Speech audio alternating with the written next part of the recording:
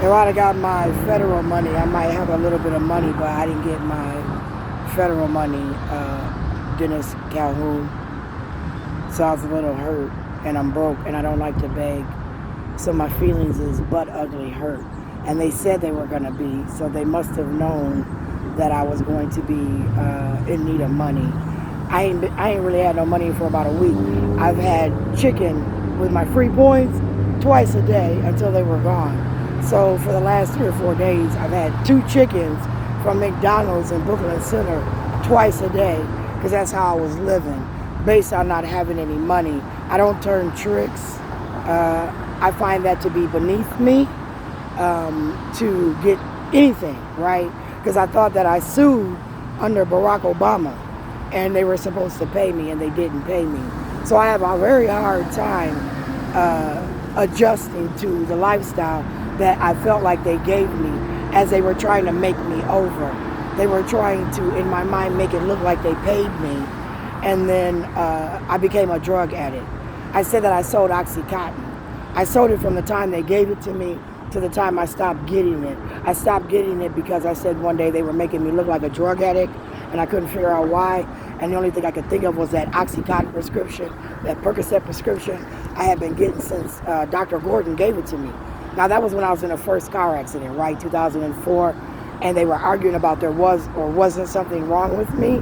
And I'm saying while you're arguing about it, make sure that if there's nothing wrong with me, I as a single mother don't get stuck with that bill. Because they said I had to reach a certain cap in order to get paid for any medical bills that I might have. And if there's nothing wrong with me, they wasn't paying for it. And I agreed. I was in a car accident where a woman slammed into me on the way, like I said, to her estate settling with her dead judge husband, and her lawyers showed up because they were telling her she was lost as she was on the phone with them. And as she was lost and on the phone with them, she crashed into me. And she was very gracious about it. I told her I took a half a day off of work because my kids didn't have a babysitter. They didn't have a house key to get in at that time. With that being said, what was we talking about? What was we talking about? We was talking about how, can I have a courtesy ride, please? Thank you. We were talking about how under the ideology that they were tormenting me, blackmailing me because I won't agree to the settlement. The settlement means that they pick and choose where I live. They pick and choose the drugs that I'm on. They said that Michael Cooper Sr. said I smoked weed too much and I needed to stop smoking weed. Access said I needed to be on drugs I didn't need to be on. No other doctor corroborated. So as they manipulated my life, I said that Keith Ellison, Barack Obama, was, for me, a disgrace. Now, I don't know about you, because, again, I didn't say that you might know these people. Like I said that my dad told me to donate to the police, right? He said, if you donate to the police, you have these stickers, and you feel like you're a part of the police squad, and you're one of them, and being one of them, you get some perks. You donate to them. And when I was broke, I didn't donate. When I tried to donate $5, they said it wasn't enough. They said it had to be 35 or 50 or nothing or above. So I never donated to the police. I donated to Paul Thiessen once, and I donated to Keith Ellison once. If you track my donation, one vote was through, I believe, my Wells Fargo card to Paul Thiessen. And that was when I thought that Paul Thiessen, through the Minnesota Department of Health, was going to help me get my teeth. And then sued for malpractice because I got 6 lumps in my arm because in 2007 and 8 and 9 he sat on the commissioner seat of the Minnesota Department of Health. So he knew that way back in 2007 and 8 they said I had a gum disease that they could have cut right here from the inside and operated on from the top up, and that my gums might have shrank and that they might have seen the base of my teeth, but I wouldn't have lost my teeth. Instead, they said that through Joshua R. Williams, they said pull them off. And then they gave me these brackets, and then they lost the records because I've never had teeth since 2013. 5/3/2013, Dr. Thomas Kane and a Dr. Marker pulled 20 good teeth out of my mouth without consent of medical proof that they needed to be pulled, and then they never gave them back. I said it was so they could make me over, that they could say I was a drug addict, which fit their lies that, again, they gave me money and then I just all of a sudden developed all these habits I didn't have because I had way too much money. You don't have me partying in Chicago. You don't have me partying in Florida. You don't have me partying in motherfucking California. You don't have me going down to the Mardi Gras. You don't have me in Maine eating fresh motherfucking lobster and crab. These are things I wanted to do, right? You don't have me doing none of that shit. You don't have me at the malls shopping at the stores I like to shop at. You don't have me getting shoes and shit I like to wear. In fact, I had a collection of Coach purses. I bought them at the outlet.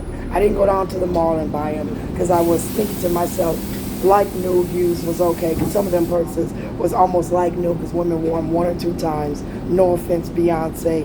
No offense, Taraji, where you might carry it 1 or 2 times and then you donate it to a bitch like me, and then I get the luxury of that purse where I pay a half price for it, feeling like it's brand new because your ass didn't wear it. This motherfucker, when I researched it, I said, uh-oh, Vietnam. Here we go, Anha.